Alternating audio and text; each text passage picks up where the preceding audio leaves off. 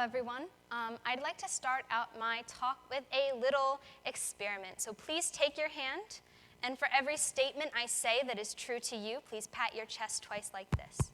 If that's not comfortable for you, you can go ahead and pat your lap, but just pick one. All right, ready? All right. So please pat your chest if you have made a mistake before. All right, the next statement is, I have made many mistakes before.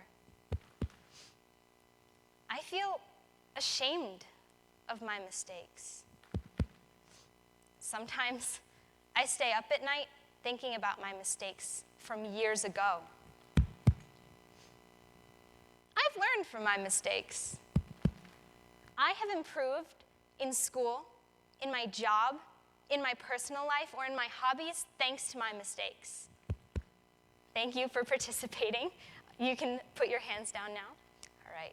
So as you can see, all of us are deeply impacted by our mistakes and how they affect our lives in both positive and negative ways. I know that I, for one, am deeply affected by my mistakes. I sometimes dwell on them and think about them to the point where it sometimes impacts my mental health. You see, I have an anxiety disorder that really makes me think and dwell on these things, even if nobody else cares about them. Hi, now that you know that super personal thing about me, my name is Jordan. I'm an elementary school major. I'm a senior. I just finished up my student teaching, and I'm about to be an elementary school teacher. And I have some problems with the school system. So let's think about this a bit. I have anxiety. I know that a lot of my friends have anxiety too. We've all come from vastly different backgrounds and vastly different, from all over, home lives, everything. And for one, I can't think of anything about my family who is super supportive and really loving, anything about my upbringing that would have given me an anxiety disorder. And I look at my friends, they all have such different lives at home, they have such different places they've come from, so why do we all have this one thing in common? So I look at what we do have in common is schools. We all went to school from kindergarten all the way up through college, here we are now, and we're still affected by anxiety. And then you think about the school system. There are so many ways that mistakes are taken to be bad things. As a child, you look up at your superiors, the adults in your life, and you don't see any mistakes. You don't think that it's possible for when you grow up, for you to make any mistakes. It's not allowed. And then you look at the way we take tests. I mean, not just looking at the way we grade, a big red X next to anything that's wrong. On a 10-question quiz, getting 3 questions wrong will bump your A to a C. Your A plus to a C from 3 questions. Scantrons. There are so many mistakes that could go wrong there. Maybe you miss a question and suddenly your 98% goes to a 20% just because of a little shift. Not all teachers are able to catch that. Not all pay attention. So, as we can see, there's a lot going on there with the school system. There's even more that I could get into, but I don't think I have all the answers in a 10-minute TED Talk to rearrange the entire way that we teach students. But I do want to talk on something that we can all do on an individual level, and that is what I call being mistake positive. Don't think about mistakes in a bad light. Accept them, love them, and embrace them. As we were seeing earlier, we learn from our mistakes. Learning is all about experiences, from the way that we have to dive into something. You explore it. You discover something. You do it to learn it. And yes, you make mistakes to learn them. So how can we be mistake positive? How can we love and embrace them as learning opportunities rather than just something to make you anxious, something that you did wrong? Well, let me give you an example from what I would do in my classroom. Say I'm writing on the board, and I happen to spell a word wrong. If I or even one of my students, Miss Seguin, you spelled that word wrong. If they pointed out to me or I pointed out to myself, I could respond either, oh gosh, you're right, that was a mistake. Or I could look, I could say, yeah, I did make a mistake.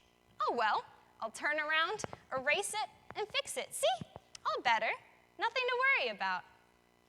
It's something that I learned from. Showing students that you can accept your mistakes and just fix them like that shows them that they can do that too. It also shows them that adults aren't perfect and that they don't need to be either. Mistakes are human. So now let's talk about another kind of mistake. This is more personal, deeply personal to me to think about. See, along with anxiety, sometimes I get into depressive states. This especially happens when I'm thinking about my social mistakes. I think that those are the ones that we like to brush under the rug and pretend we do the least. Humans are really social people, so it's really easy to think about and obsess over those mistakes when they happen. So how can I handle them? If I make a mistake in front of a student or to a student that might hurt their feelings, instead of brushing it under the rug, pretending it never happened, I want to face that mistake. It's something that I did that hurt a student, maybe because I didn't know, maybe it was a slip of the tongue, but either way, it's so important to address it. I think a lot of students, especially really young ones, don't think that mistakes can hurt people. You see, when I also work with very small children, and the 2-year-olds, when they're playing with someone, they think that a mistake is you push them, not a mistake. They think that something that you've done wrong to hurt someone, you push them. It was deliberate. You said a mean word. You were a bully. But mistakes, most often, are the cause of those hurt feelings. And we can't just brush them under the rug. We have to accept them. So, in my classroom, I would say, hey, I think I made a mistake and I hurt your feelings. I would get down on the level of the child and I would say, hey, can we talk about this? I would have them tell me what's wrong, what I did wrong, and how I can fix that. I become a better teacher because now I know more about my students and I know better how to fix it in the future. They know more about me, and we've created a better bond because now they know they can trust me better because I'm willing to accept when I've hurt them. I think that's important for all of us to do. Showing everyone around us that we are willing to accept what we've done and move past it. It happens every day, even in the smallest of places. And this isn't something that just teachers have to do. We can all do it, both to better our children and better the future, and to better ourselves. You see, all of us have connection with children, whether they're our own children, our students, our nieces and nephews, our other relatives, friends, even just passing by on the street, we can have a huge effect on them. So we need to really pay attention to how we are treating our own mistakes and our own problems so they can learn about it to make society better. But that's only half the story. There's also something we can do for other people. If we notice that they've made a mistake and they've called themselves out for it, or even better, embraced themselves for it, saying, hey, I made a mistake and now I'm going to learn from it, we can praise them. Don't just let that go by the wayside. You made a mistake. I'm so proud of you for noticing. I'm so proud of you for learning. I'm so proud of you. Something like that. Thank you for pointing that out. I'm so glad you were able to fix that. Show them that you're proud of them bettering themselves, and then they'll be more inclined to accept, love, and fix their mistakes in their future. So, I hope that you're all able to take this advice. Go out into the world, make mistakes, learn from them, better the world, and most importantly, that with every oops, you give a great ta-da! Thank you for coming to my TED Talk.